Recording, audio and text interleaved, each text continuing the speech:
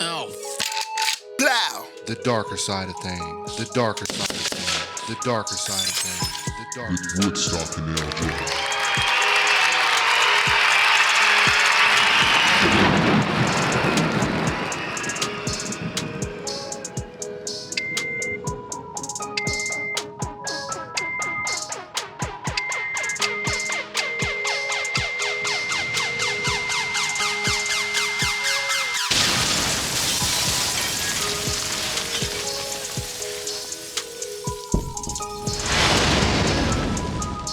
Hey, and we back.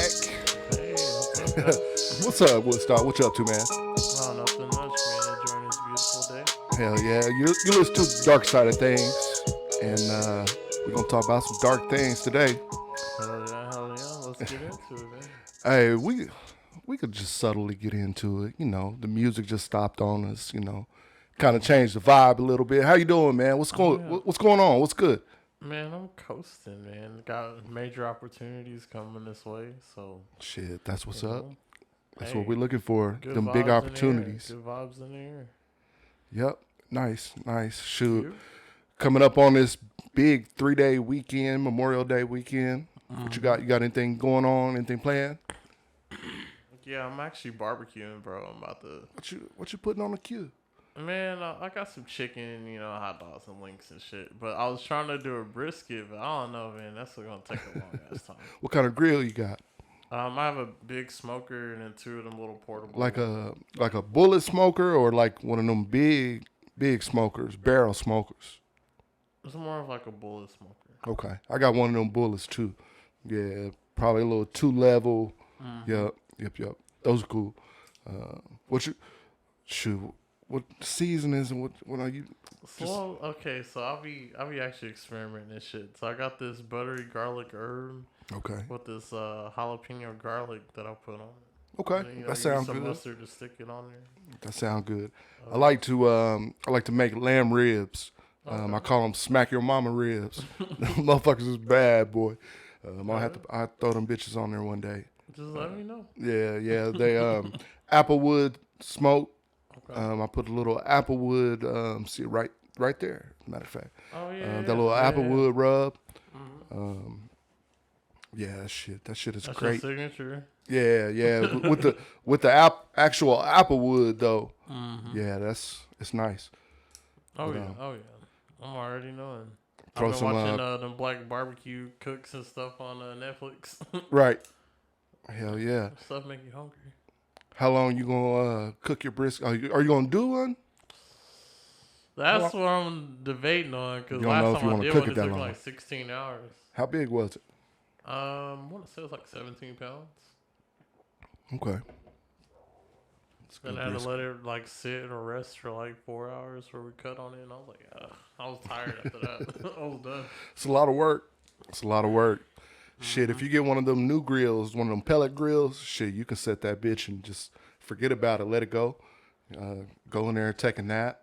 Alarm go off on your phone and shit, or on, you know what I mean? That shit is legit. But see, I feel like I'm connecting more with my tribal roots. when I I'm hear just you, fucking with the and I tribal. agree with you. At least it's wood flavor smoke, and it's not propane. Exactly. You know, I would be against it if it was propane. I'm not a big fan of propane. I don't think that's grilling.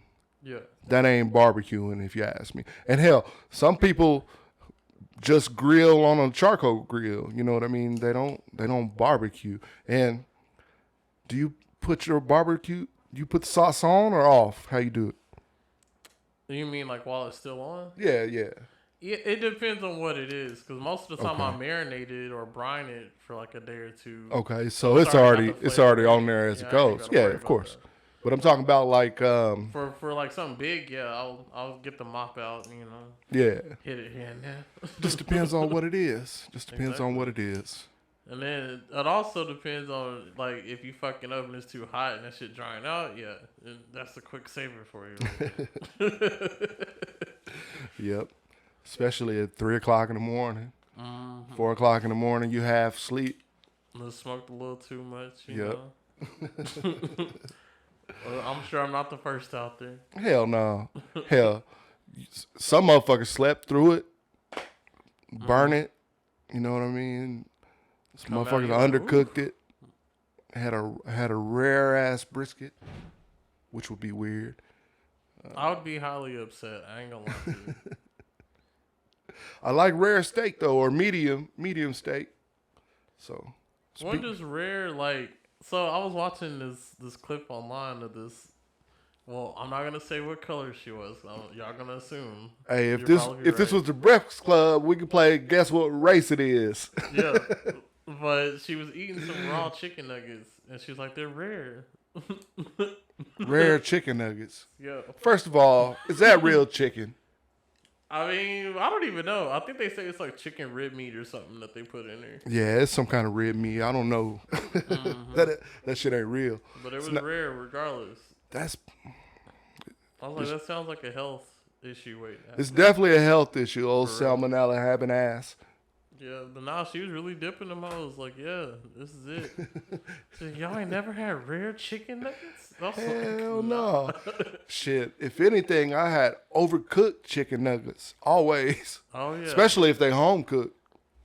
Oh, yeah. That's when that barbecue sauce come in, boy. Yep. It's a lifesaver. Hell yeah, because your shit is crunchy. Mm-hmm. Oh, crispy ass, crackety ass fucking chicken nuggets. Damn.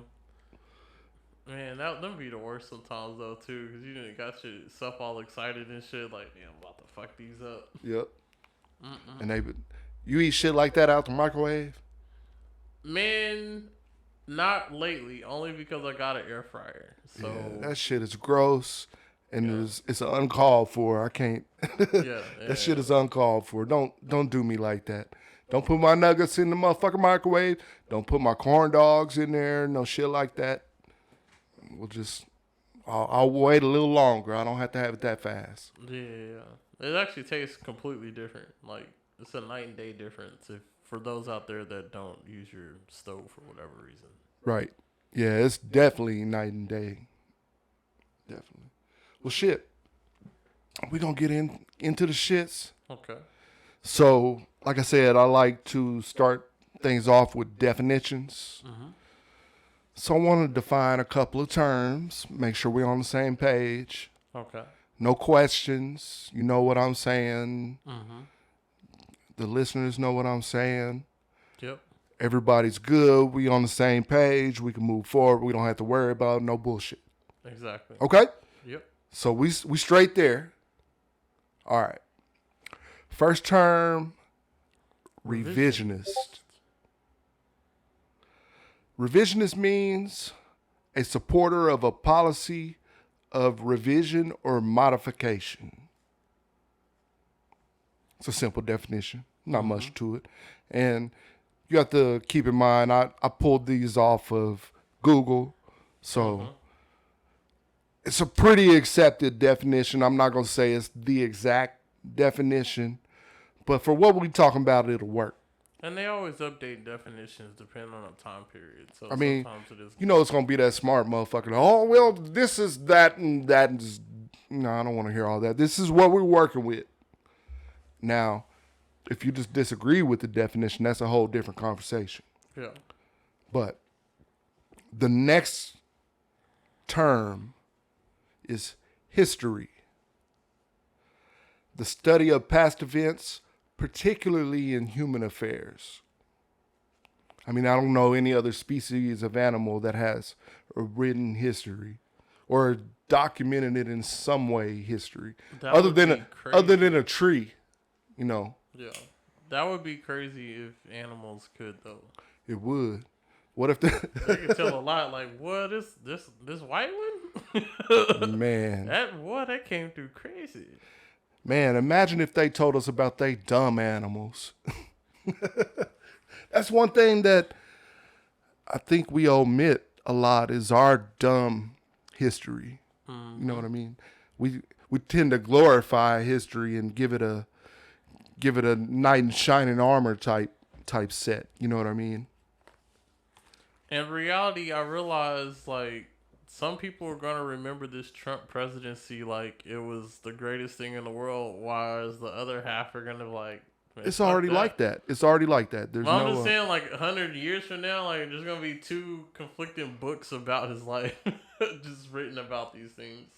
Man, I Like, hope which I'm. one do you believe? I hope I'm around to read them because I want to see which one is more popular whenever that time comes. You know what I mean? Like what they're gonna leave out. Cause man, I swear, when I was a kid, I thought George W. Bush was gonna go down in history as the worst president. Man, he quickly got erased. That was crazy. Quickly. I never thought that would happen in my Now, lifetime. one side will say Obama is the worst president in history, though. Now, keep that in mind. Mm-hmm. But those are the same ones that say Trump is the best in history. So take that how you will. I mean, if they consider that, then do you think maybe that was the beginning of like all of this? Where we're at now? Trump? Yeah, where we are now. Do you think him winning was the catalyst for all of this? Where you think we are now, though? Man, I feel like they were really pushing the limits to try to start some Civil War type shit, if I'm being honest. I mean, they're using that language. You know what I mean? They're acting fuck it. They're using that language. Yeah. I mean, they're not every one of them. I mean, and I'm not going to sit here and say that every Trump supporter is sitting here saying they want a civil war. That's not what I'm saying. But the language is popping off from one side in particular. You know, you'll hear the other side speak of it because it's something that's being popularized. Mm-hmm. You know, especially in social media. So I mean, it's like I don't have to necessarily just listen to what you're saying. I can see it in the actions, the things that are happening, the way y'all moving. It just right. Like y'all pretty much have laid it out. Like, hey, if y'all don't listen to what we're saying, we're gonna kill you. This shit. Yeah, we're just gonna take over. Yeah. We run the shit. This is our shit, and y'all need to be in y'all's place. Is what I hear. You know what I mean by some of these attitudes. Yeah.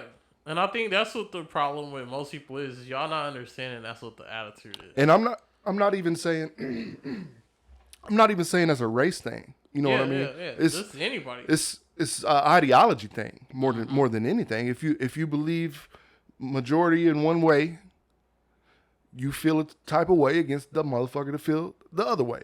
Mm-hmm. And what's crazy is both extremes are completely polar opposite. And they're the loudest motherfuckers out there. Mm-hmm. So we think that's who everybody is. Or that's, you know, because that's what we see. We see it in the media. We see it in social media. All of that. And that's a problem. But I want to see how history's going to look at this. You know? I mean, I'm still learning about stuff from 50, 60 years ago that they fucked up on. Right. Or didn't tell nobody about. That's why I brought up these two terms, revisionist and history. And when you put them together, I couldn't find a standard definition, like, because it's basically a phrase. Mm-hmm. Or would you call it a compound word? It's 2 words. No, compound word is 2 words combined. Yeah. These are 2 independent words that are stationary next to each other. I don't know. But revisionist history is the distortion of the historical record such that certain events appear to have occurred and or impacted history in a way that is drastic disagreement with the historical record and or consensus. Now, pretty standard definition. Mm-hmm. Pretty clear. Mm-hmm. I think everybody, if not everyone, would agree that is a fair definition, right? Mm-hmm. So let's break that down, though. What does that mean? So how does revisionist history apply to us today? So first thing that jumps in my mind is Christopher Columbus. Mm-hmm. You know, discovering America. When he actually didn't. He didn't. He didn't even never step foot on America. He's in like South America or something. Well, he was in right in the Caribbean. Yeah. Yeah. Around in those areas. And called that India when he got there. He was a dumb motherfucker.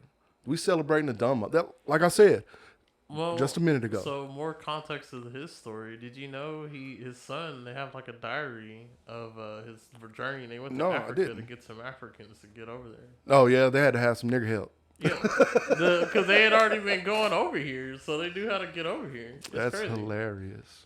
Yeah, more things they don't tell you about. I mean, and so that's the whole point of this conversation because I wanted to talk. You're a little bit younger than me. So thinking about how you learn this type of stuff in school, you know, They don't. you don't hear history the way you do if you actually look and see yeah. what happened. Is what it comes down. And is it because they want to suppress it or hide it? Well, I mean, I don't know what their motives are. I mean, if you break it down to its most innocent level, when you and your brother broke something and you gotta go explain it to your mom. Yeah. Hey, no, listen, it wasn't me. Yeah. Bro, It wasn't like something. it wasn't Yeah. like that. Yeah, It happened like this. You know how? Yeah. Come on, Mom. Yeah, I know. Yeah. That's essentially what they did to it. Either way, it was an accident. Yeah, like no, we just had to do a little manslaughter, a little genocide. Yeah, I mean, we got a good reason for it. Yeah. We sleeping on the bones of all these people. I mean, it's not funny, but fuck, that's what happened. It's funny because people expect you to buy this shit. Mm-hmm. You know what I mean? And that's the problem. People expect you to buy it, and that was what I had a problem with the previous presidential administration. Mm-hmm. This one, I got some issues with him too, for sure. Not quite on the same levels, and we can dive into that at another time. Just compare the two, but I think the way the previous administration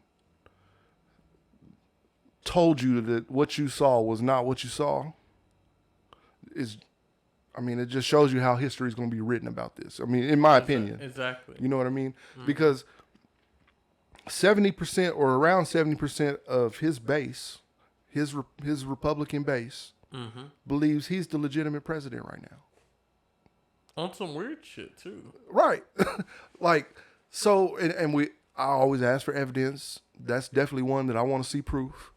All the proof and all the stories that keep coming out, and I know we're talking about the media again and how they portray things, but the stories that continue to come out are right-wingers that are cheating and voting more than one time. Yeah. You know what I mean? So it seems like QAnon stuff. Yeah, it seems like constant projection a lot of times. A lot of those QAnon people that are anti-child rape and whatever, which everybody should be anti-child rape. Yeah. I agree. But most of them motherfuckers, they got hoodwinked. Most of them motherfuckers end up getting caught doing that shit. Mm-hmm. You know what I mean? So I mean, it's a lot of projection going on, and it's almost like the internet made a cult, or Trump made a cult, and it's a political cult. I don't know that it's almost like that. I think it's like that. I think almost is. I don't think I've ever seen something to this magnitude. It's like almost like how Jim Jones was for the religious sphere. Maybe that's what Trump is. Or David Koresh in Waco. Yeah. If y'all don't know about those motherfuckers, yeah, they were very convincing cult leaders.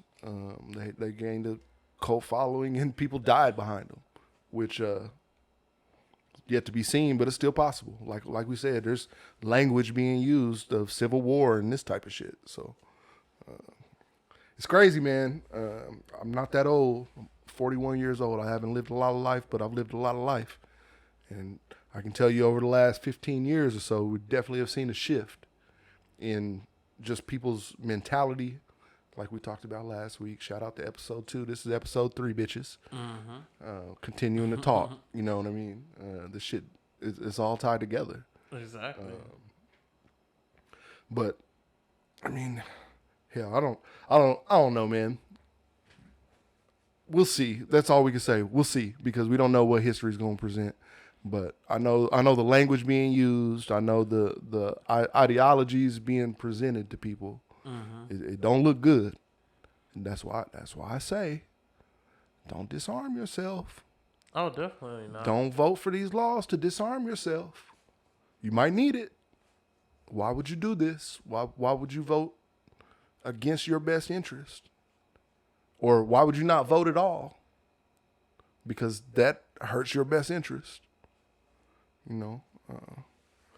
So I really wanted to get into this with this being the Memorial Day weekend, 2021.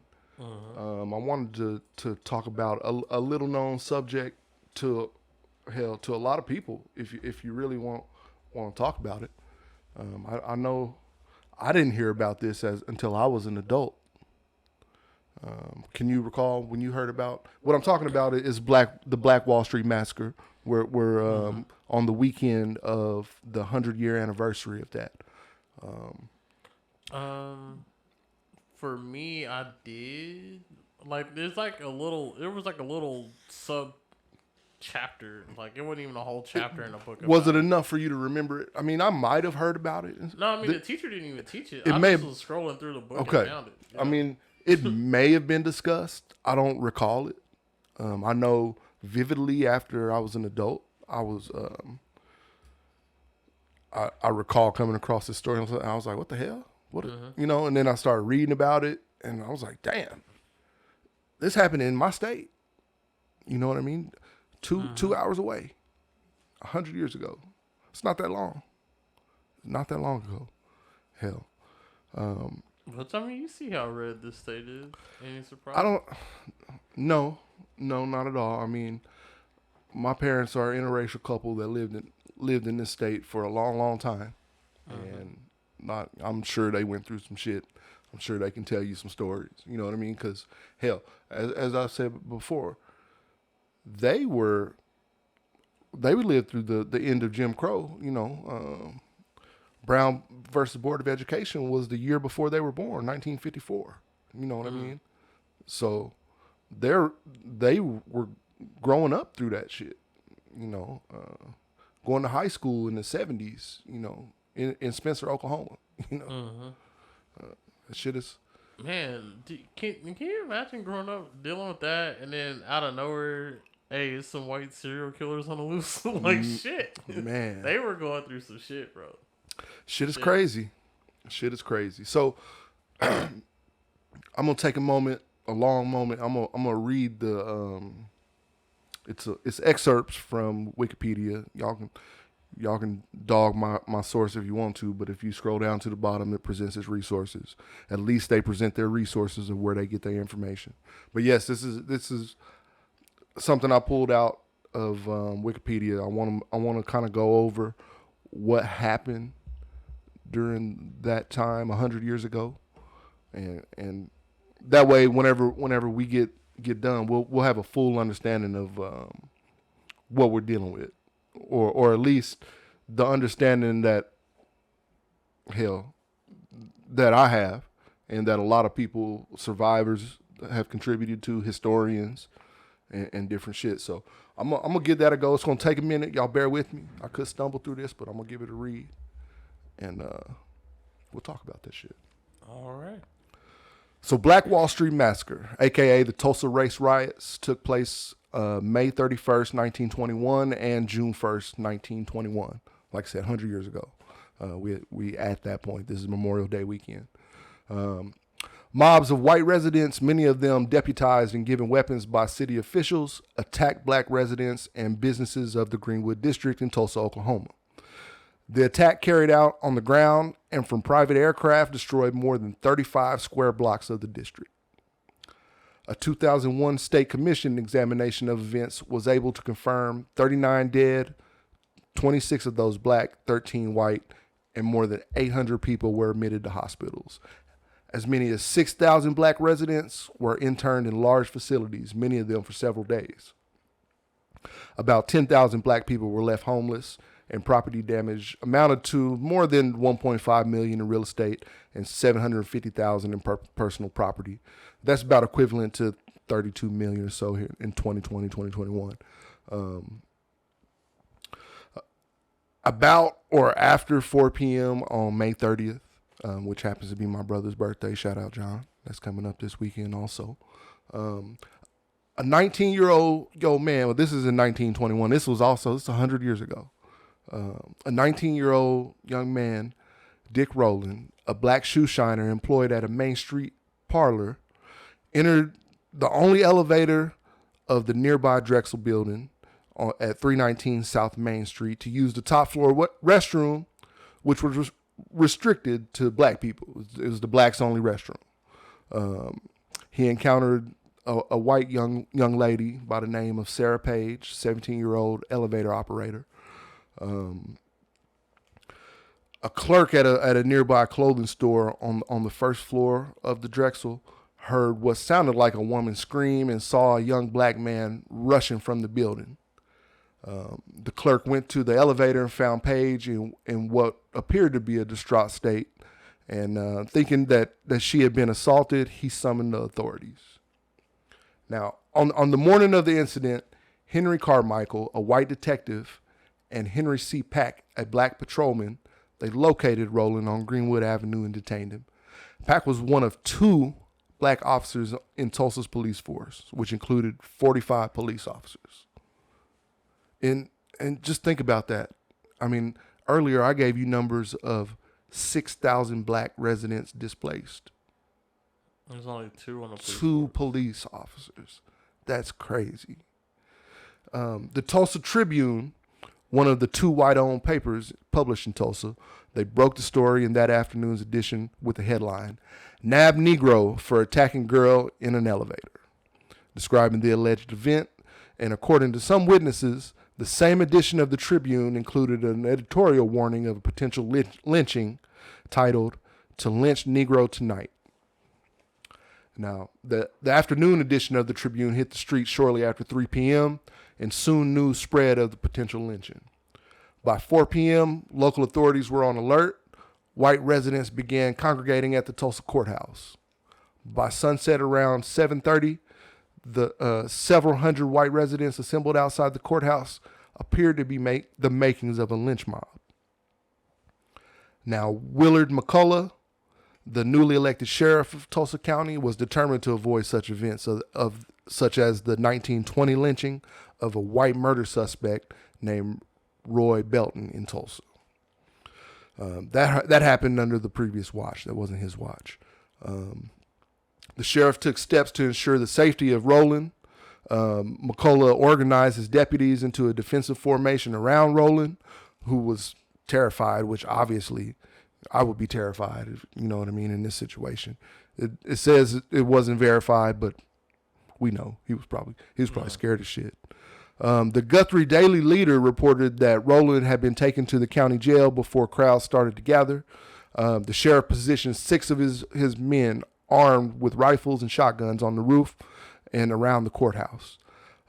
He disabled the building's elevator and had his remaining men barricade themselves at the top of the stairs with orders to shoot any intruders on sight. And then the sheriff went outside and tried to talk the crowd into going home, but that was to no avail. A few blocks on Greenwood Avenue, members of the black community gathered to discuss the situation at Gurley's Hotel.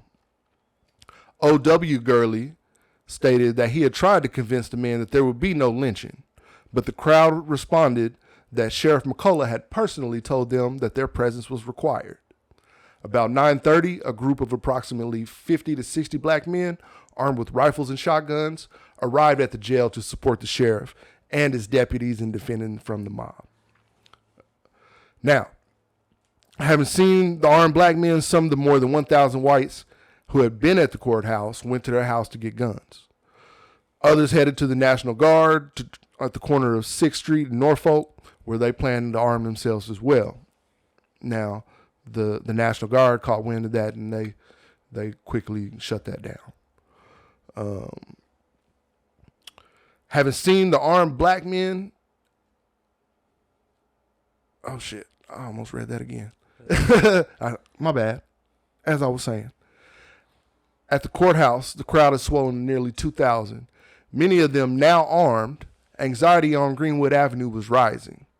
Many black residents worried about the safety of Rowland. Small groups of armed black men ventured toward the courthouse in automobiles, partly for reconnaissance, and then also to demonstrate that they were prepared to take action to protect Rowland. According to witnesses, a white man is alleged to have told one of the armed black men to surrender his pistol. The man refused, and a shot was fired. That first shot might have been accidental or meant as a warning, but it sure probably was a catalyst for the exchange of gunfire. The gunshots triggered an almost immediate response, with both sides firing on each other. The first battle was said to have lasted a few seconds or so, but a toll was taken. 10 whites, 2 black, laying dead in the middle of the street. A black man who had offered to provide security retreated towards Greenwood. Or excuse me, the black man who had offered to provide security retreated towards Greenwood. A rolling gunfight ensued. The armed white mob pursued the black contingent toward Greenwood, with many stopping to loot local stores for additional weapons and ammunition. Along the way, bystanders, many of whom were leaving a movie theater after a show, were caught off guard by the mobs and fled. Panic set in, and the white mob began firing on any black people in the crowd. The white mob also shot and killed at least one white man in the confusion. According to the Oklahoma Historical Society, some in the mob were deputized by police and instructed to go get a gun and get a nigger. At around 11 p.m., members of the National Guard began to assemble at the armory to organize and plan to subdue the rioters. Throughout the early morning hours of June 1st, groups of white and black people, they squared off in gunfights in the streets. Damn you stupid pop-up. The fighting was concentrated along the sections of the Frisco tracks. It was the dividing line between the white and black commercial districts. A rumor circulated that more black people were coming by train from Muskogee to help with an invasion of Tulsa. Around 1 a.m., the white mob began setting fires, mainly in businesses on Commercial, Archer Street, and at the southern edge of the Greenwood district. As news traveled around the Greenwood residents in the early morning hours, many began to take up arms in defense of their neighborhood, while others began a mass exodus from the city. Throughout the night, both sides continued fighting. Adjutant General Charles Barrett of the Oklahoma National Guard arrived by special train about 9:15 a.m. with 109 troops from Oklahoma City. Barrett declared martial law at 11:49, and by noon, the troops had managed to suppress most of the remaining violence. The massacre was covered by national newspapers, and the reported number of deaths varies widely. On June 1st, 1921, the Tulsa Tribune reported that 9 white people and 68 black people had died. But shortly after, it changed the number to a total of 176 died. The next day, the same paper reported that the count of 9 white people and 21 black people died. The Los Angeles Express headline said 175 killed, many wounded. The New York Times said 77 people have been killed, including 68 black people, but it later lowered the number to 33. The Richmond Times Dispatch of Virginia reported that 85 people, including 25 whites, were killed. It also reported that the police chief had reported to Governor Robertson that a total of 75 had been killed, and that a police major had put the figure at 175. The Oklahoma Department of Vital Statistics put the number at 36 deaths, 26 black, 10 white. So, I'll probably believe that 175 number. I mean, I'd believe that. If they were doing all that, it sounds like it would be more than that. Think about 10,000 black people displaced, and only 26 people died in street riots, where you was told to go get a gun and get a nigger. that just sounds like that would be too low of a number, unless they just couldn't. I mean, I don't know what the black community estimates the number at. I would be interested to see that number. Yeah. Because black people know who was killed in their family. You know what I mean? Hell, probably some whole families were wiped out, if I had to guess. Or just completely altogether. We're talking about people were setting buildings on fire, firebombing from planes. The first city to be bombed from air. I mean, come on. Well, And we're talking about 1 a.m. when they started setting fires. People were asleep. I mean, some people were asleep, but I know the majority of the community was awake and Probably on the move already. Awake and scared. So I would say a good number got out. Went to other black communities in the area. There was a few different Bowley, there's a few different black communities. Yep. Bunch of them. Yeah, it's crazy though, because you never hear this part of the story. You know. Yeah, I think this had the most black cities in it. Oklahoma did. Yeah, I believe that. Yeah. I believe that. Yeah. Independent black cities. Yeah. Yeah.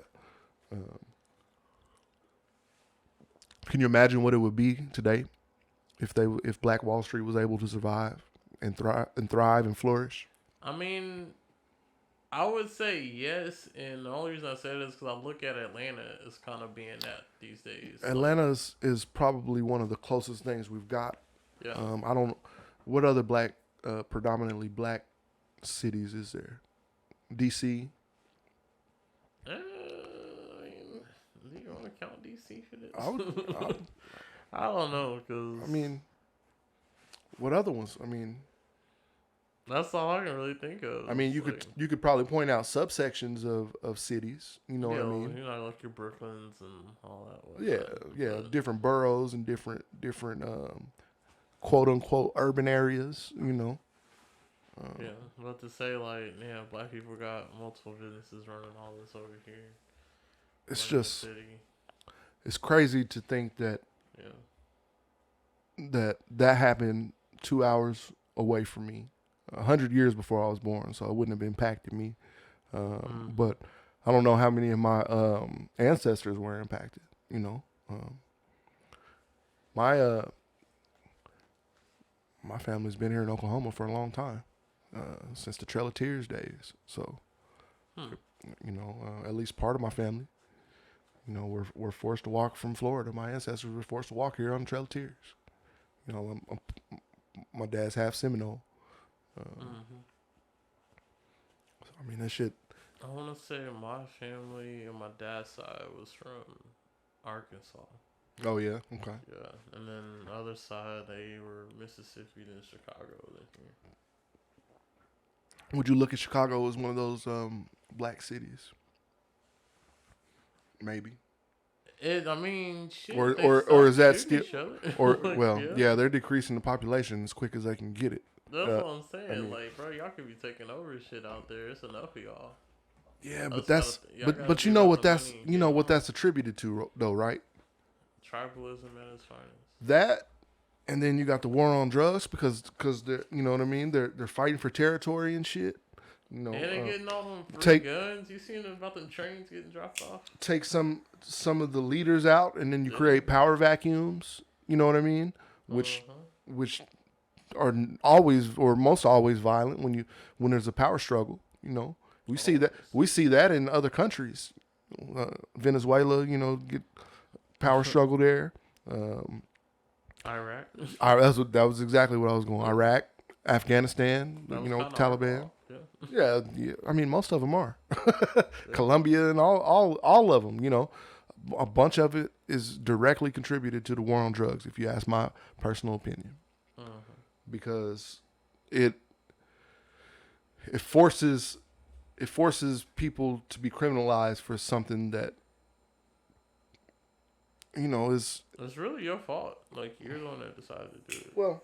Unless somebody physically held you down and forced you to take it, like... but there's no victim there. You know what I mean? There's no victim for people that take drugs. Yeah, you're just hurting yourself. Yeah. I mean, I don't think a self-victim it doesn't qualify as a crime to me. So... I think that qualifies as a mental disorder. Well, yeah, but that's a whole different thing, though. You don't put people with mental disorders in jail. Yeah, they do. I mean... They shouldn't. I was saying they got whole wards. Yeah, they should. Well, that's not jail necessarily, though. That's treatment, quote unquote. I mean, I guess it's the same fucking thing. Yeah. Lock their asses up. Have you ever been to a mental hospital? No, they are basically jail. I haven't. Like, I haven't. Unfortunately, I've had to, and it feels like, I mean, you gotta sign in all kinds of shit. Like, yeah, oh yeah. I mean, that's crazy. I guess I have. I've seen some mental clinics, and I've been to a couple. I would never wish that on anybody. But it looks boring. Yeah, well, I'd rather be.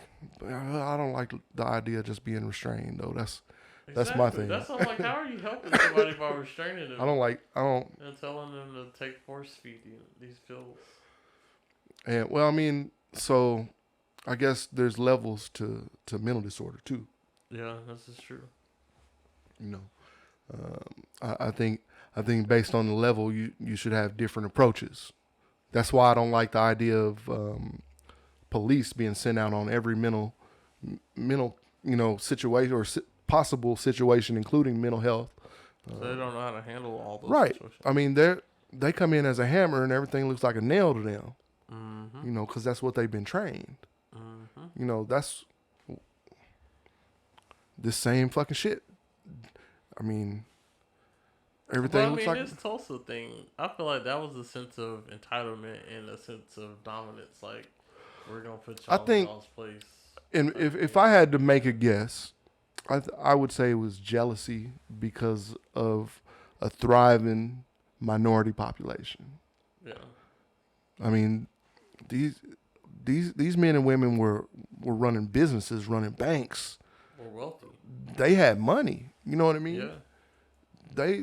They were conducting business, keeping the wealth in their community, which is something we don't do since then. We don't keep our money in the community anymore.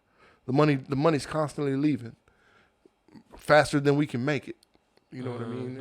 It doesn't have a time to stay here and turn any kind of profit, which is why we have no generational wealth. Or it's part of it anyway.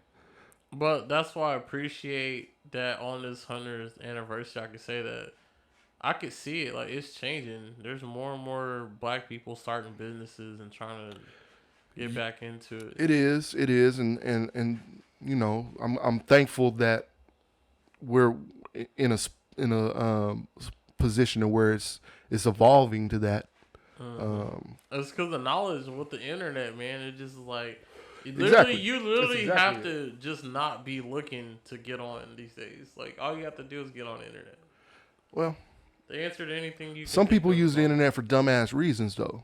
Exactly. They use the internet foolishly, and which I don't understand. You know, I look at it as a source of knowledge. If I want to know something, I go use it for that. Or everything on there. You can literally teach yourself to do anything you want. Anything. You can teach yourself langues. You can. It's all on there for free. In most cases. In most cases, hell, you can get damn near everything on YouTube. Exactly. You want to know how to fix some shit? That's why I be looking at look it up on like, YouTube. Yep. Did you YouTube it? And you're like, huh? I'm like, yeah, everything you can think of. It's and like, that's crazy. You remember as a kid having encyclopedias? No. We always had the internet. Oh yeah, I forgot. You're younger than me. We had this thing called a encyclopedia, which had, I mean, it was basically historical references and shit like that. You know, that shit's gone now. Books are basically gone now. There's books, but most everything's digital. That worries me. Well, that's why I've been ordering physical books, because I want to at least have like a physical library that I can pass on in case something happens. That worries me about losing all of our history. Because we're the ones that was writing them in books. No one's taking our stories and translating them over. Right. Because all of our old stories, if you actually really go look, they're getting harder and harder to find and more expensive to buy. Yeah. So I've been trying to get them while they cheap, while somebody's still printing them.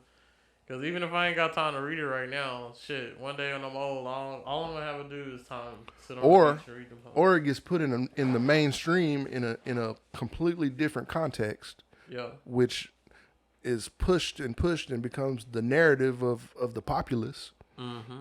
And the actual story gets suppressed, and you just never hear it, which I think is a lot of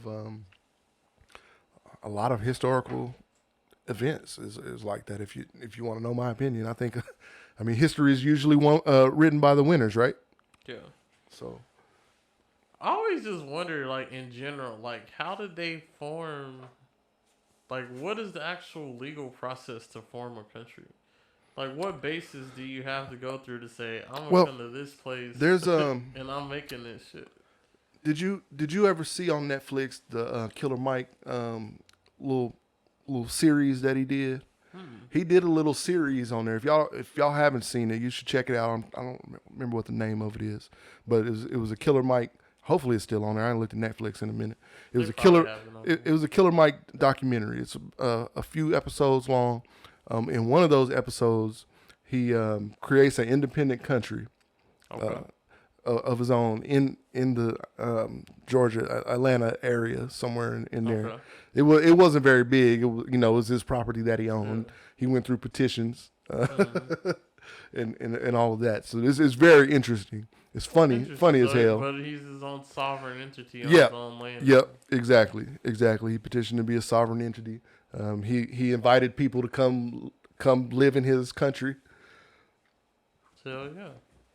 It's funny, man. It's interesting. It's silly. But see, I've always considered that because it's like most people understand that. I mean, if the thing is true, we are the exchange for the debt of this country, the people. So I would rather not be tied to this bullshit. Like, I'm not the one telling y'all to go out here and kill all these people for profit. I'm sure it's gonna bite us in the ass someday. It already seems like it is. All right, I'm looking it up now. See what trigger warning. Trigger warning. Trigger warning is what the name of it is. It'll trigger. will definitely It'll check trigger it out. some people. You should watch it if you haven't seen it. It's good. It's really good. One episode, he got the Bloods and the Crips together, and they made Cripicola and blood pop. Oh, I think I've seen a clip of that on Yeah. Facebook. Yeah, Cripicola and blood pop. I think it was what it was. This shit was funny, but But they can make money off that.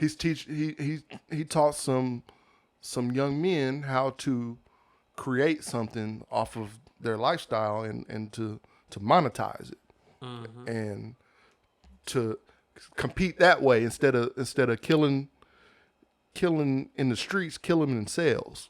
And I love that idea. If we can get more people to take that idea. Yeah, for sure. But yeah, trigger warning, Killer Mike. I'm glad I got the actual name of it because I definitely highly recommend it. I'll definitely check that out. But I don't know, man. I don't know. This 100 years. Do you think how far removed or how far changed or evolved do you think America as a whole is from 100 years ago? I mean, to tie this in with your definitions from earlier,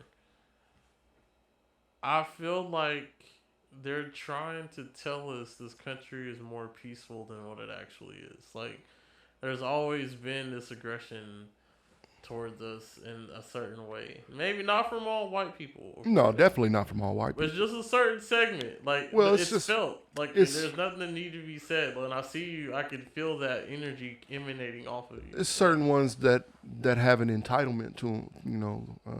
They feel like no matter what their status is in life, that they're just entitled because they're better. Exactly. And I don't fully understand why you would come to that conclusion or what evidence would lead you in that direction. I would definitely love to have a talk. But I don't think we're far enough removed from that 100 years ago today to say that for people to say things have changed. I don't think we are. I mean, I know some people that live up there still that are like, yeah, they always kind of treat us like we're less than up here.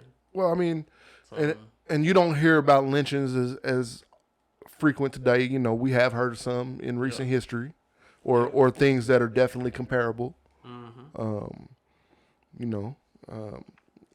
We could argue about certain situations. I don't want to get into that, but there are different recent historical events that have been similar to lynchings.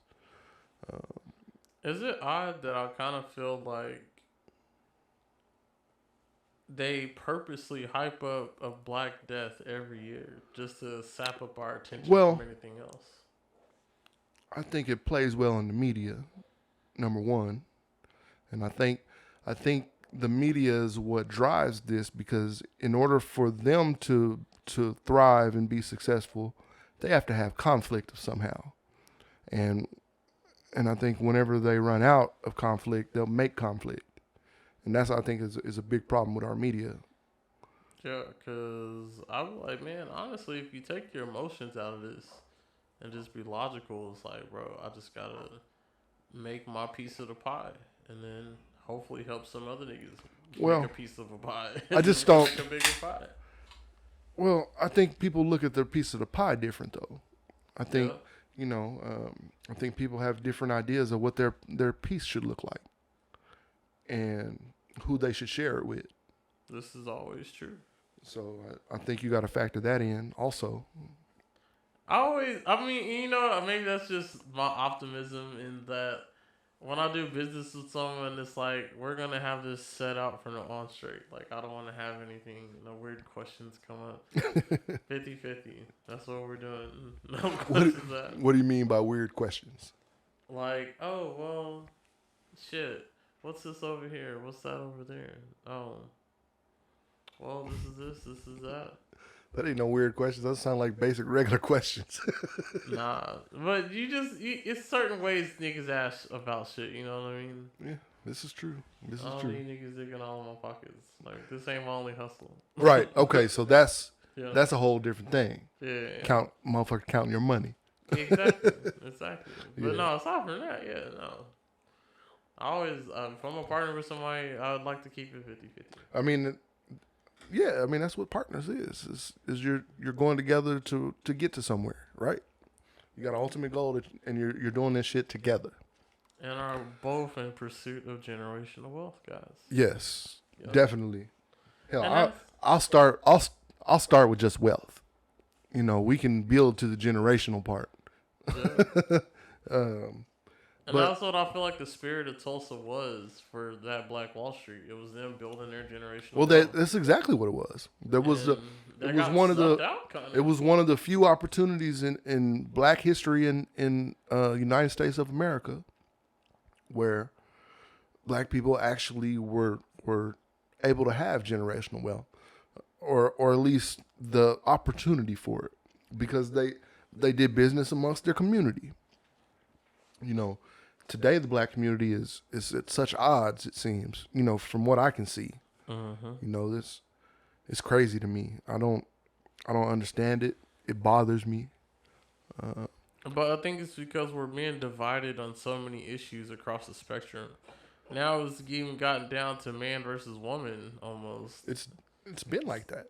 But I mean, it's now more so in the forefront than anything else. Like, ever since this whole Kevin Samuels thing started, harkening back to episode 1. But Man, I saw some shit. I don't know. I'm not gonna say it out loud. We'll talk about it offline. It was some videos apparently that may have surfaced. Oh yeah. But you know what? I don't even care about all that. Like, the message he gave was still valid. Well, I'm talking about the hiding shit. Yeah, That's yeah. what I'm talking about. Yeah. Don't lie about your shit if that's what it is. But I don't know. Like I said, I ain't gonna. Anyway, what was we saying? Yeah, no, I was just saying, it just feels like they've been so divided and on the fence, and I don't know. Like, when I do talk to Black women, some of them are cool. Other ones, they instantly on the defensive. Why are you asking? Why do you want to talk about it? I'm like, I'm just curious. I just want to pick your brain.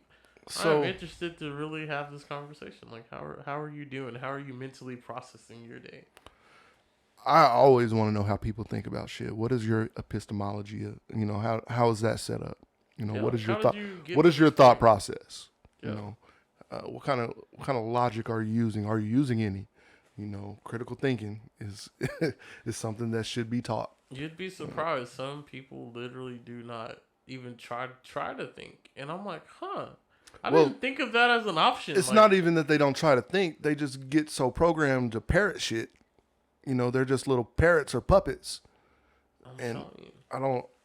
I've literally just seen niggas like spaced out. Just what? And just saying some shit that somebody done told them. Yeah. Not thinking for themselves to see if it's real. Yeah. But what can you do?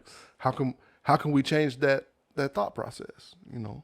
How can we change the against each other thought process? You know what I mean? Or the lack thereof, whatever the case may be. I don't know that there's one way. There's definitely not one way to do it. That's for sure. There's not one way. It'd be nice to have multiple ways. It'd be nice to start with one way though. Well, we can at least start working towards it. It doesn't seem like we're getting anywhere closer. It seems like we're getting further. And then you got. But no, we'll see. Hold on. This is why I think this is where the revisionist part is. What you mean? Because and this is kind of maybe where I'm just in my own bubble, but I do seem to run across individual couples that have kind of just segmented themselves away. Kind of like how the white people have their silent majority. There's like there is a silent majority of black couples that just don't. I mean, they together, they solid, they just not saying nothing. They don't associate as much. Yeah. Is that what you're saying? Yeah. I mean, that's not the right way to do it, though. I mean, it might be. I can't say what the right way to do it is. Like, I can't say what the right way to do it is. There's a ton of people out there that's just not engaged with this shit. Just like, fuck it. I mean, that's not my reality if that's what you niggas is going on. But my problem is when your reality changes, when the perception starts to shift, will you see it? You know, will you, or you know, how will you react and respond to it? That's where my mind goes to those people. You know, because there's always a possibility where shit hits the fan. Then what do you do? How do you respond? You know, if a civil war, I don't think if a civil war happens this time, it's going to be split on race lines. Oh no, it's a left right thing. Yeah. So it'll be just like the previous civil war. It'll be brothers against brothers and sisters against sisters. You know what I mean? Well, I don't know how many sisters against sisters it was back then. Yeah. You know, women didn't have any rights back in those days. So it's like, what was you really fighting for? Right. You're gonna be under somebody's regime, whether it was this one or that one. I mean, today at least they have more rights than they used to. I don't, you know, but you know, rights are a whole different conversation too, and how those come about. You know, but we have certain ones that as American citizens we're guaranteed. You know, and since I happen to be an American citizen, I would like to exercise every last one of those that apply to me. You know what I mean? I think you're crazy not to. This is true. Because other people are going to, and it's going to impact you. You might as well get on board and do those things. Take those steps to be involved, to be educated on. Well, see, this is the thing. What I'm running into is that niggas have never necessarily been a part of a real community. Like, unless you were in some type of gang environment, most niggas I run into aren't in those type of communities. I know. It's more of a family, just, hey, I was kicking it with my people. Yeah. And that's it. They're family units. They're they're all spread out. It ain't really hey, we about to go do this. It takes a village means less. Exactly. It doesn't, you know. Well, I won't take that because family units, you know, that branch out, still in, you know, I know in my family, you know, we're pretty close knit as a family. Well, most of my family anyway. You know, so I have so much family all over the place. I don't even know them all, to be honest with you. My grandma has 66 grandchildren. That is too many. How does she remember all the names? I'm sure she messed some of them up, but she was good. She was good with it. 66. You know, 66. My grandma just recently I was like, passed. hey man, y'all need to wear some name tags in this. I mean, most of us at one point or another lived with her, or at least spent a significant amount of time with her. That's good though, man. Yeah, that's great to have that kind of time. Right. With your elders when you can have Yep. it. You know, me and my grandfathers, I knew my grandfathers, but they passed away early, you know, when I was younger. My mother's father, I was real, you know, young. I was less 10 at the most. And then my dad's father, I may have been, hell, it wasn't that much longer, maybe 2-3 years later. Which that story's crazy. The stories about me and that grandpa, my daddy's daddy. He lived with us in this mobile home park.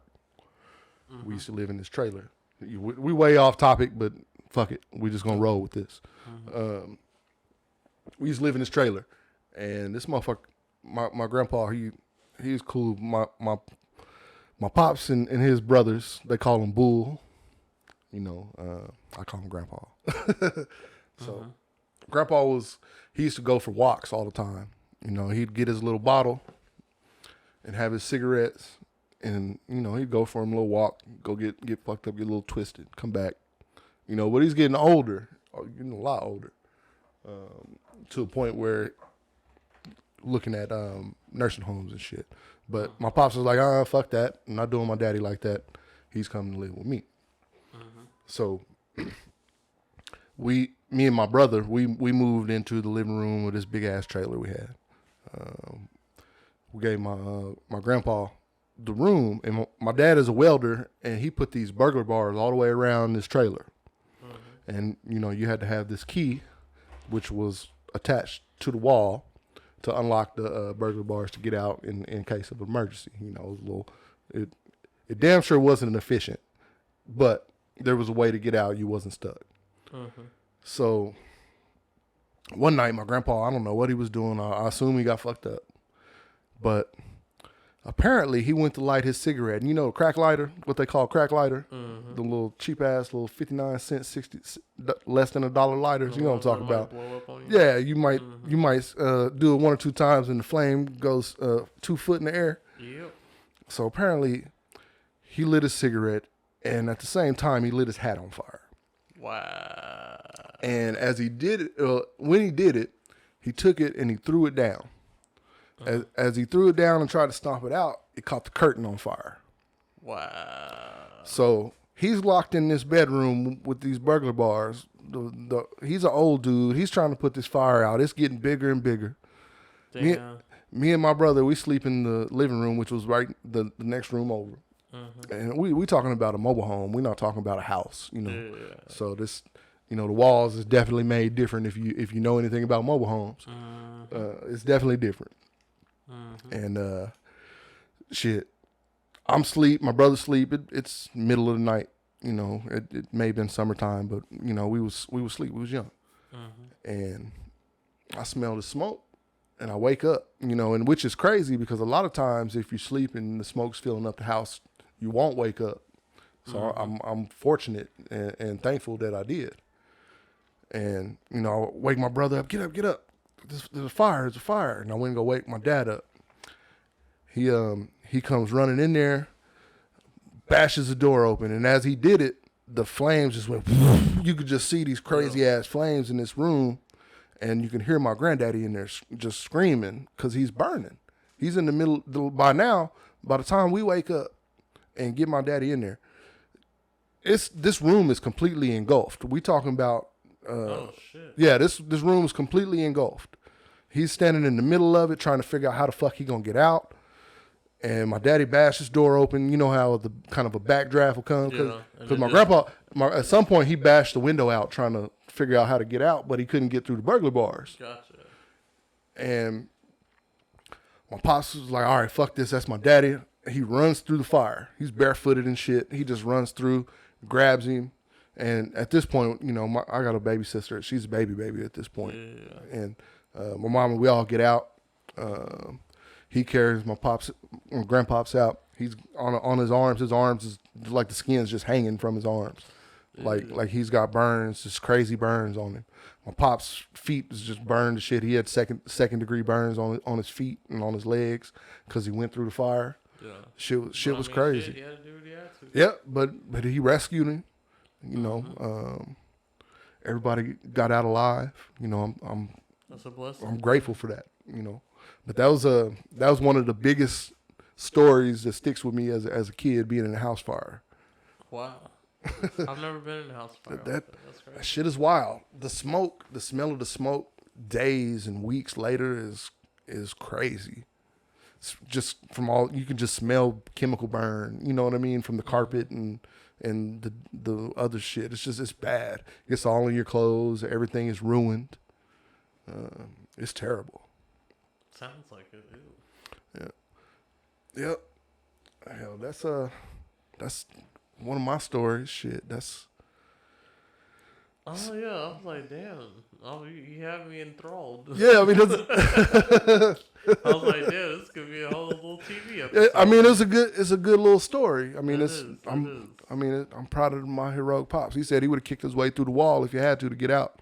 You know what I mean? The trailer wall is thin. I believe him. Yeah, he probably could have. Yeah, I believe him. Damn.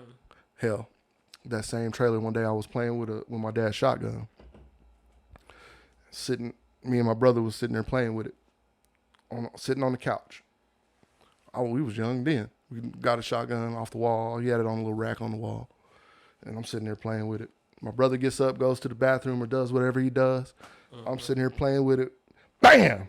I accidentally shoot it, and it goes through the couch and through the side of the wall. It goes through the wall of a tin aluminum fucking trailer. Wow. Where my brother was sitting. I'm glad he happened to get up and go, because it went right. It went right through where he was sitting. Wow. And I'm like, oh fuck. All right, I'm young. I didn't think about my brother could have died. After the fact. Shit, I shot this one. Yeah. After the fact, I'm like, shit, I could have killed my brother. Yeah. But I'm scrambling around because my parents are at work. Both of them at work. Me and my brother, we at home. Yeah, we at home. It's summertime. We not in school because we went to school all the time. Whenever we were supposed to go to school, it was just I was old enough to be at home, and my brother was with me. Your brother was probably scared too. He probably was. So imagine me, 12-ish years old, right in there, trying to figure out how I'm gonna hide this. How I'm going to hide this shotgun blast through the couch, through and through the couch, and through and through the wall. Ooh. What else did it hit past the wall? Well, it went outside and dispersed. Okay. I mean, it was just a shotgun blast. So it pellets, and then it. I'm glad nobody was walking up. Mailman and shit wasn't coming up or some crazy shit. I'm glad somebody wasn't walking. Glad my brother wasn't there. That would have been a bad day. Oh yeah. But I went and go find a needle and thread. I sew up the couch, try to hide it, put a pillow in front of it, and my mama had this bush. And I'm stupid when I'm young, obviously, because I'm shooting a hole through the couch in the building. Mm-hmm. And I went and I'm like, man, fuck, what I'm gonna do? So I went and go grab some tree limbs and shit and stick them in. There was a little bush that was right there in front of it that was kind of hiding the little spot where it came through. Yeah. Okay. So I went and got some tree limbs and kind of hid that. It lasted maybe a day before they found out. I might have got a day out of it. Maybe. How'd they find it? My mom was cleaning up and move the pillow. Yeah, move the pillow, see what move the couch, cleaning up shit. And then she looks and then goes outside and sees the other piece of it. And then I gotta explain. You could tell exactly what it is. So like, man, I was right. I was a troubled youth. I mean, I was a troublesome youth is more like it. But as I get older, I try to be better, But yeah, that's some of my background stories, just me being crazy and shit. So that is interesting. But to lead us back to our topic here, imagine that you're a kid and your house gets set on fire in the middle of that. Man, I mean, I think that's what brought that on, is me thinking about that house fire and how crazy it was. Imagine being a child and airplanes is catching your house on fire. Yeah, or they're throwing dynamite out the damn airplane. I mean, that's crazy as fuck. I don't know how I would respond as a child in that situation. I don't know how black people in this state didn't keep that story going. I mean, I'm sure they did to some extent. They did. I promise you, it was a cultural story. But I didn't hear about it from black people. I didn't either, to be honest. Yeah, I learned about it online first, and then I started seeing black Right. people talking about it. Start asking, but they knew about it. They, you know what I mean? Yeah, just niggas didn't talk about shit. Exactly. Like, this is why we don't know anything. Exactly. I mean, Y'all ain't writing nothing down. Shit. Everybody with the knowledge dying and shit. and now we putting all of our history on the internet, and if that shit crashes, all that's gone. Yeah. Or they restrict it. Or they just take it. Mm-hmm. Oh, I'm sorry, our server failed. Yep, this shit belongs to us now. The government just come in and say the internet is ours, and we got a fucked up ass government enough to do some shit like that. You know what I mean? It's depending on who's in office. All they already do is fearmonger us into voting into some shit.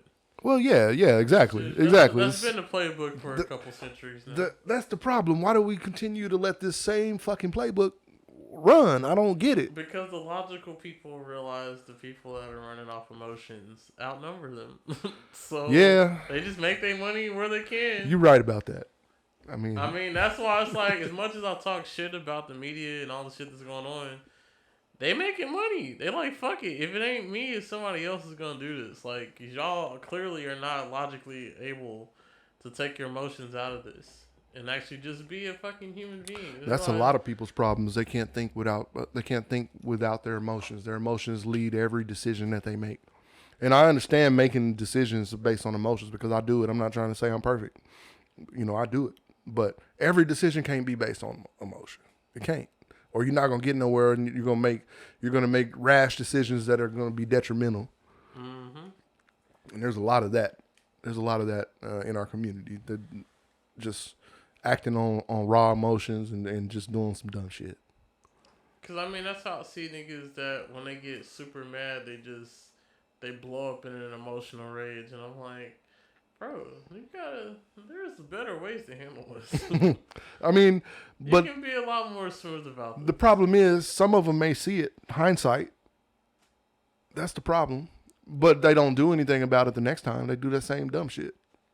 Yeah, they crash dummy out. Or like, bro, or what normally happens is it sets a chain of events off and a chain reaction of shit that really they don't have a chance to react and make a decision next time.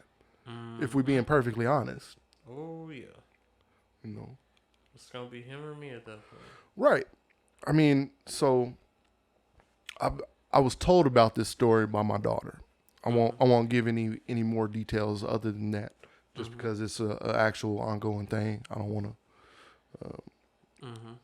to influence. But like, this dude went to stand up for his baby mama allegedly that was stomped out by this dude. They got on phone or Instagram or Snapchat or wherever the fuck they did it at. It was like, come on, let's square up. We'll square up. Fair, let's catch a fair one. Ain't gonna be no funny shit type shit. And dude get there, instead of squaring up, dude shoots him in the face or shoots him point blank, kills him. Wow. You know what I mean? That kind of shit is happening. But he stomped his baby mom. Right, and he's going over there to defend his baby mama and gets killed in the process.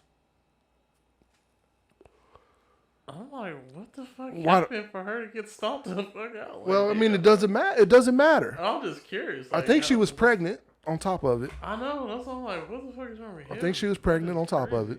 But I mean, I don't know any of the actual facts. This is a story that I was told, but I'm sure this is not an uncommon thing. I'm sure this type of situation is not the first time that it's happened, or something very similar where we have those kind of reactions to things, and then boom, somebody's life is gone. Yeah. But that's crazy to stomp his baby mom out, then shoot him. Like, damn. Right. That's straight disrespect. That's so disrespectful. You can't get any more disrespectful. I don't think. I don't know of a way you can. I don't know of a way you can get any more disrespectful. Where that kid is, man, they gonna be on his ass one day. I mean, maybe. Yeah, they could turn the other cheek. The problem is the problem is there's the no snitching policy. So you know what I mean, and shit like that. That's to me is toxic in our culture. I agree. If you live in the lifestyle, you live by a code, And at that point, sure.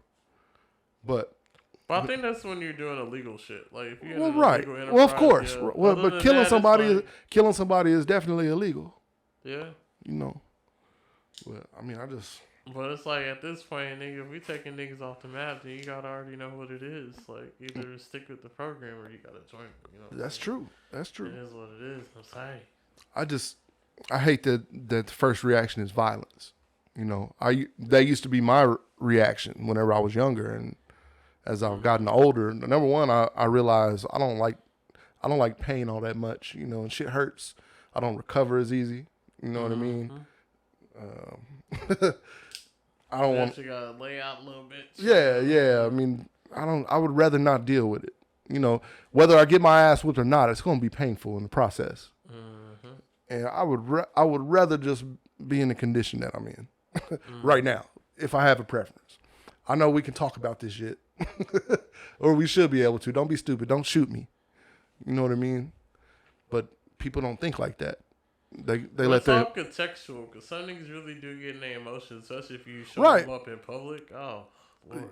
yeah, that's true. You That's gotta true. be ready, boy. Yeah, people's egos get crushed and or hurt or damaged, and that causes problems. What can you do about that though?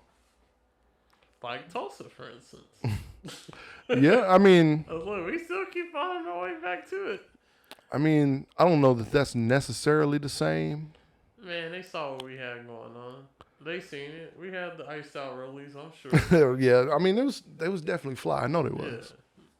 Black people show up and show out every time. Yep. Just give us a little bit. Yep. I mean, that comes from not having nothing, and when you finally have something, Oh, yeah. you know. I don't know, man. I like Simone Biles, man. See, they keep trying to discredit her for breaking all these records. What do you mean? I've seen her breaking records. What's the discredit? They'll like score her lower because, and this is what they're saying as a defense. You're doing moves that other people can't do, and they're dangerous. Well, so that should put me a leg up, not a leg down. Essentially they're voting her down. I shouldn't be penalized because I'm better than y'all. Exactly. Why are you handicapping me now? That's bullshit.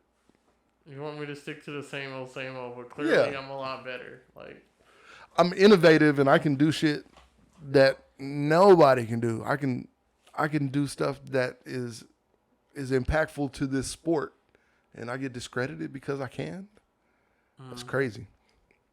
But look at the sport. Look at the demographics of the sport. yep. They're like, our children are not gonna risk their lives trying to do this. Well, you don't have to. You'll get the sevens. You know what I mean? Get the tens. Right. You'll get the sevens. If you're cool with the sevens, be cool with the sevens.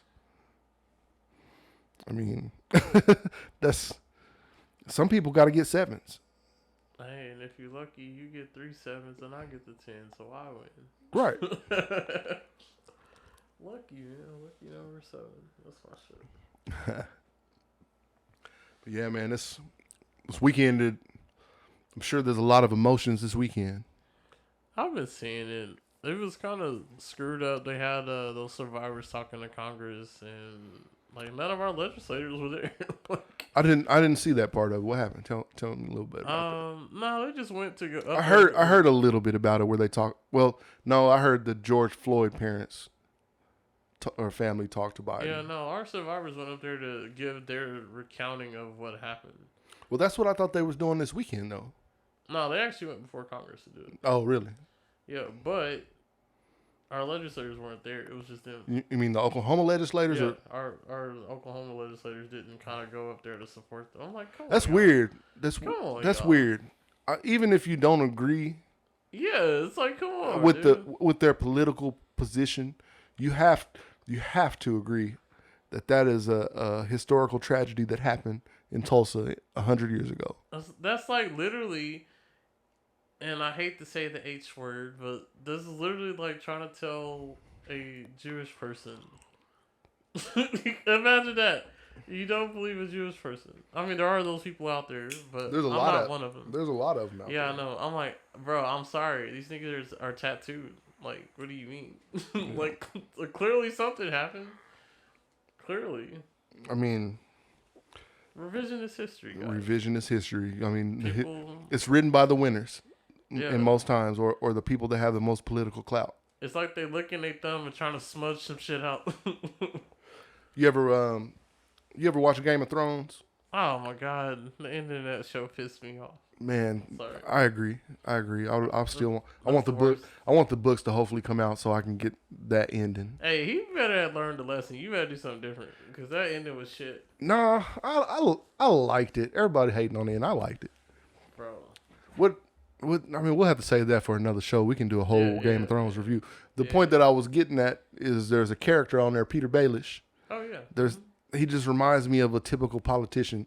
If you guys don't know who Peter Baelish is, I encourage you to go check out Game of Thrones. Him and the spider. Yeah, they were giving you political. Yeah, and they right. Were showing you how it's Yep. done. And there's just so many politicians just remind me of that dude. Just a wormy snake fucking kind of guy. But it's like, I don't want to have to operate about a bunch of niggas. I basically got to have a knife behind my back all the time. Like, Man. But that's just kind of life. Like, but in politics, that's definitely how, I mean, it may be hypothetical. I don't know. Maybe it's not. Because motherfuckers they carrying guns and shit in the court, in the Congress, so. Yeah, I mean, it's definitely, they moving different these days, man. Yeah, you got Marjorie Taylor Greene over there running after Alexandria Ocasio-Cortez, trying to confront her in the middle of the floor and shit. That is crazy. And y'all supposed to be running the country. Y'all acting like acting like children, acting like emotional children. That's it. I realized that, and you know what, I'm not even that old. I say as I get older, but you're older than me. But as I get older, I realize how immature most people are. Like, y'all stuck in a certain point and just never progress. It comes down to critical thinking. They don't think about shit. You know, it all comes down to that. There's no way around that piece. It's like I'm always thinking, like, of something. Always. Like, how can I make money today? How can I do this? How can I do that? How can I do this? Yeah. All day. Yep. Of something.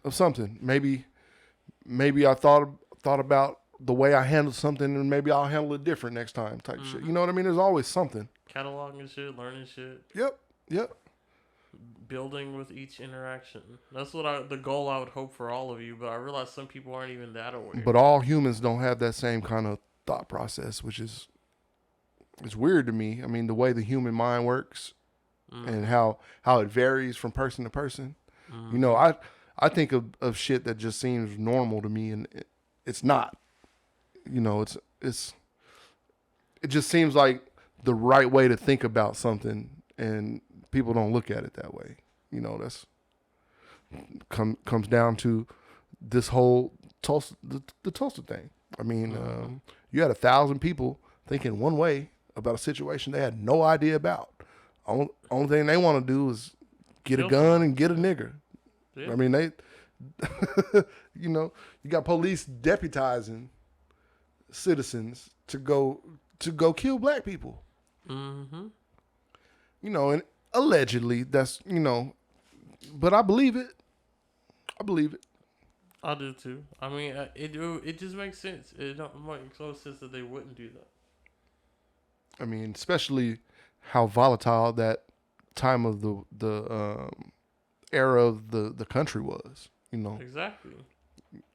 1865, the Civil War ended.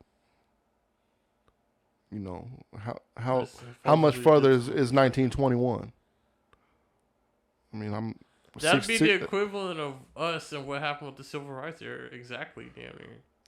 Yeah, exactly. From civil rights movements to our generation. Yeah, it's the exact same parallel time. Yeah. Or the end of Jim Crow. You know, or you know, like when my parents were born. But man, we got rocked in every decade, damn near. After the Civil War shit, then the crack shit, the gang shit, fucking, it's just like. Well, man. I mean, and then there was even more than that. You know that gets missed and never talked about. But how do we move forward today, though? It's a difficult task. Well, that's why I appreciate the internet because, and I realize the internet is a big echo chamber where you really do see what you're looking for. Well, So it if you're doesn't always have looking it up doesn't bullshit, have to be an echo chamber. It can be a place for confirmation bias for sure. but that's if you're looking for it. Like you have to be on that path to be looking for that. If not, it's designed to kind of conform to how you think. Yeah, I mean, there's algorithms that'll lead you. You're right.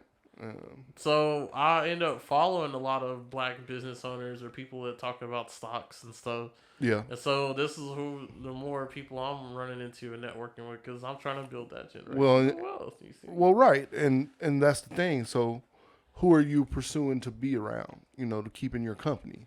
Exactly. That's the important piece. Who's around you?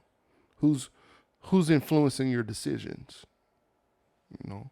I would like to say like my core group of guys, man. Everybody's on the path. Like we don't see each other every day, but it's because we know each one of us is on our path doing our shit. For sure, you're grinding. You're doing your thing. Doing your Yeah. shit. And Yeah. but when we see each other, it's all love, man. We'll kick back, fire up the grill. As it should be. It should be. It should be congratulations when I see you. It shouldn't be hate. It shouldn't be jealousy, which is a lot of what's happening nowadays. Cause shit, if one of my brothers needs something, shit, bro, I got you. You let me know. People have such a crab in the barrel mentality. They just want to pull people back to their level. They don't want to see anybody get out. It's like at the end of the day, we could all help each other. And that's the thing. There's power in numbers, but our numbers are either being depleted by us, or they're so scattered that they can't be effective. There's factions and pockets and segments, and that's a problem. Everybody's got their own agenda. It's a problem. I'm plain and simple. It's like at the end of the day, yes, white women have problems with white men, but at the end of the day, Man, that reminds me of that that little Facebook post. The one that I asked you if we was gonna put in our pocket. What was it? That was Kev on Stage. Is that who that was? Shout out Kev on Stage. You can come on the darker side of things too if you want to chit chat with us. Hell yeah, it'd be dope. That'd be dope. But what was that like? The woman didn't want a 9-to-5 man. She wanted somebody that was getting quick money. Yeah. So basically, she's like, I want a drug dealer. Like you're the person that's reinforcing this third. Or somebody that commits fraud. I want the money to come fast. I don't have respect for somebody that goes out and earns a paycheck. I don't want to have to wait for a paycheck for money. I want money now. Shit was crazy. and Kev is right. He's right. Shit, you sitting over here broke, talking about you don't want to wait for the paycheck. You want the money now. Well, bitch, go get it. Sorry. Yeah. I called her a bitch. I mean, I didn't mean to. It just sounded good at the moment. She was probably a bitch though for saying that shit. I mean, it's like, damn, if you really are broke and ain't doing shit, you have no right to complain. I mean, you don't have a right to complain about how somebody else get their money anyway. Period. But and just basics. But to perpetuate that kind of mindset is just wild to me. I don't get it. It's like in this day and age, it's like we preach and say, how can black people get out of this? How can black people get out? Well, shit, we need doctors, we need lawyers, we need educators, and we have those.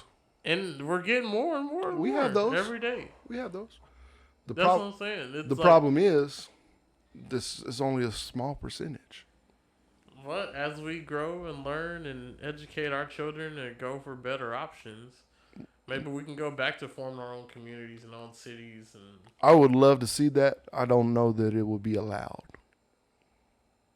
you never know. I think as soon as it happens, you'll have gentrification come along and start flying money in your face and in people's face, and it'll get right back the way it was. Because hey, but we'll keep doing what they do. We'll move around. Well, where you gonna move to though? Get the land, build it up, and then y'all want to come by? Cool. Yeah. What's up? And then go start another. That trigger warning that episode with Killer Mike on that would definitely make you think. It would take a major movement though.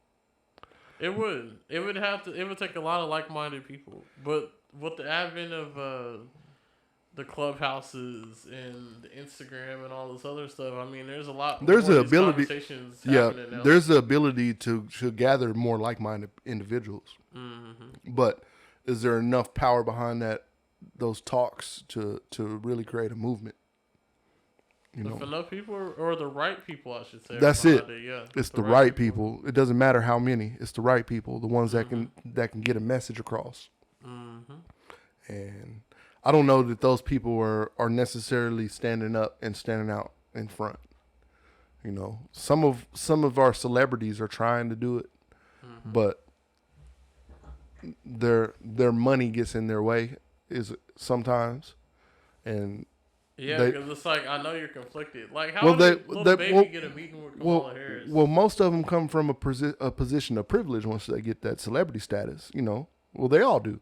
They have an amount of privilege that everybody else don't have. Yeah. You know, because they got money that can speak that language that other people hear. And I'm just curious. I gotta find out how he got that meeting. I didn't know that happened. When did that happen? It wasn't too long ago. 'Cause Really? People were saying she wouldn't meet with Black Lives Matter. Like, no one from the administration is up with them. But y'all had talk. I feel a way about Black Lives Matter. I do too, but I'm like, damn, at least the publicly, hey, let's distract them Negroes. Got y'all, hey, ain't y'all supposed to at least talk to us about something? Shit. Yeah, and don't get me wrong. When I say I feel a way at Black Lives Matter, that in no way means that I don't think Black Lives Matter. Obviously, Clearly. I think Black Lives Matter. But the organization itself is a whole nother matter. Exactly, and it's hard for people to distinguish the two. And I Yeah, think it's that like, oh. that's the point of the organization, which to me is fucked up. But That's why I was like, why would you name a slogan for a movement after your company? Like, it sounds good on paper, but in reality, when you get mud slung on you all the time, it's like, fuck. If you say Black Lives don't matter, then you're obviously you fall into Well, another camp. You know what I no, mean? So look. you can't say that. They were saying blue lives matter in response, and then they didn't matter on the 6th. This is true. This is true. They damn sure didn't matter. They was like, fuck it, I don't give a fuck who he The is. motherfuckers are getting bear sprayed, beat with flagpoles. The ones that was getting smashed in the doors though that was wild to me. Where they was trying to hold their way through the doors on January 6th. I don't. If y'all have not seen that footage, Hey, check you better start that downloading shit that out. footage before you start trying to scrub that shit. It's probably a lot of it's probably gone already. You know, they censor a lot of shit. Nah, there's a lot of fringe sites that'll keep it up. You just gotta look. Yeah, you got to find it though. You're gonna have to search. You know, a lot of the you're not gonna be able to find it as easy as time goes on. That's for sure. Mm-hmm. But yeah, man, shit. It's crazy to think about the things that happened in our history and then look at where we are today and try to think that we're past that. You know what I mean?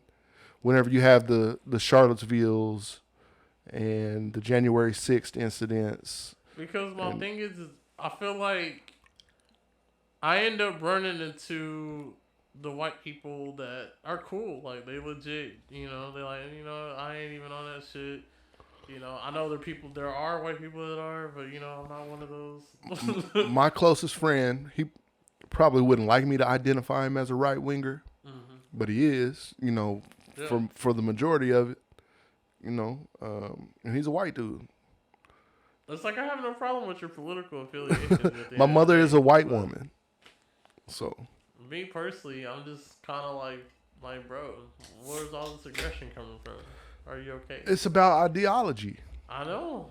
And That's crazy. And thought process. I mean, I don't.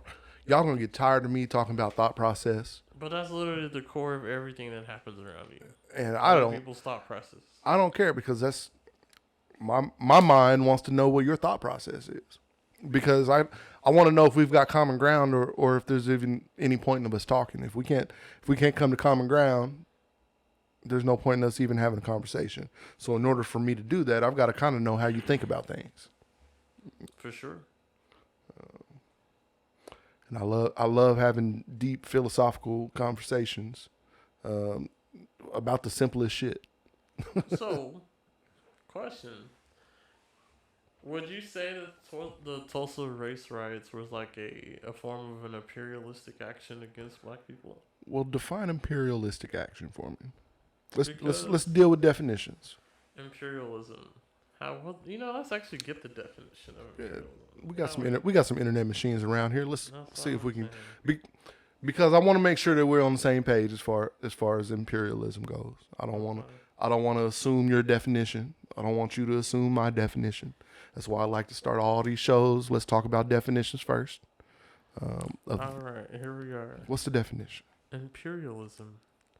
A policy of extending a country's power and influence through diplomacy or military force. So let's break it down. So imposing one's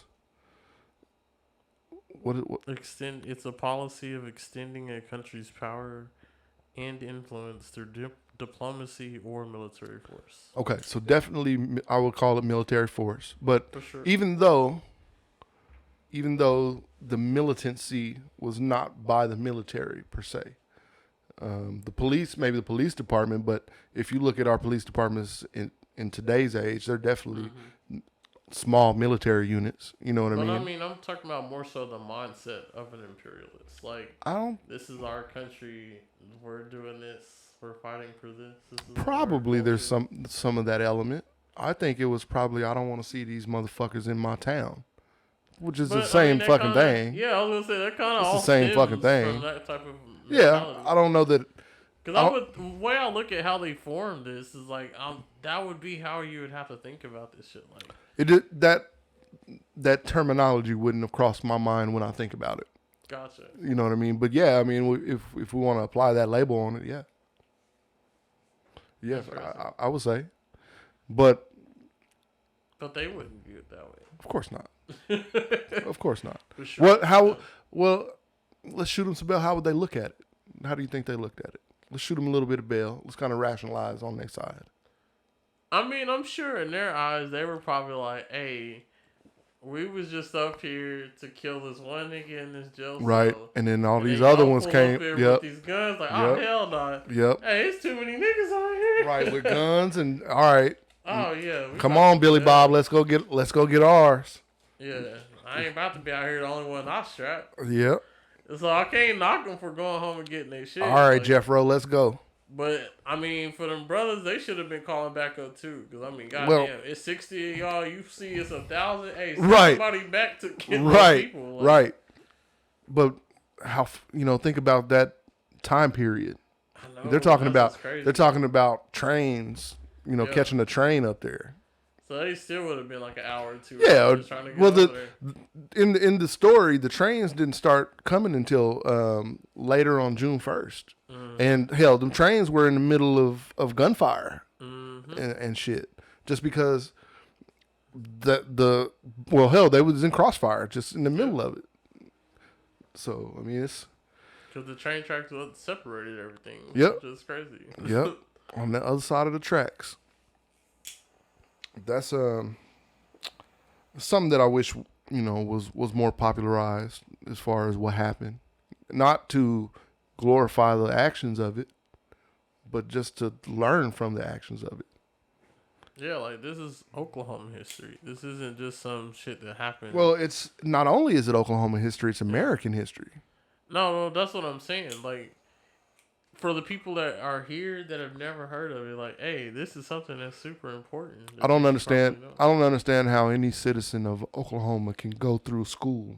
You would be surprised. It doesn't make sense to me how any citizen of Oklahoma can go through school, a whole entire kindergarten through 12th grade of basic school, and not have an extensive learning of this at some point in those years.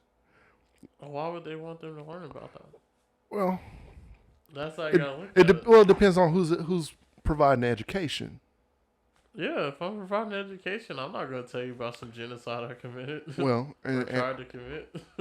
and that's where hopefully we get more attendees to HBCUs and things like that. That will further those types of historical lessons later. Like to tie this into what's happening overseas with Israel and Palestine. Yeah, as I was doing research I thought about, because last week we said we were going to tie that in. I still would like to like I gave this story. I would like to give it its own I mean, platform. it is several decades long. Yeah, it's definitely this is something that happened in a 2-day span. Not that it just manifested in that 2-day span. This was something that. So definitely some anger was boiling in the city. Yeah, this is something that obviously was an issue for years and decades prior. You know, it had to have been. I mean, like we said, we're coming off the heels of the Civil War, the Reformation days and the Restoration days and whatever the hell they want to call it. You know, it was. I truly do think the most damage they did was they put the shackles on our minds. It's like some people just don't know how to think past a certain point. You know what I mean? Whose fault is that though? It's kind of ours after a while because we're recycling and regurgitating. And you know what? Everybody got mad at Kanye whenever he said what he said. Yeah. You know what he said.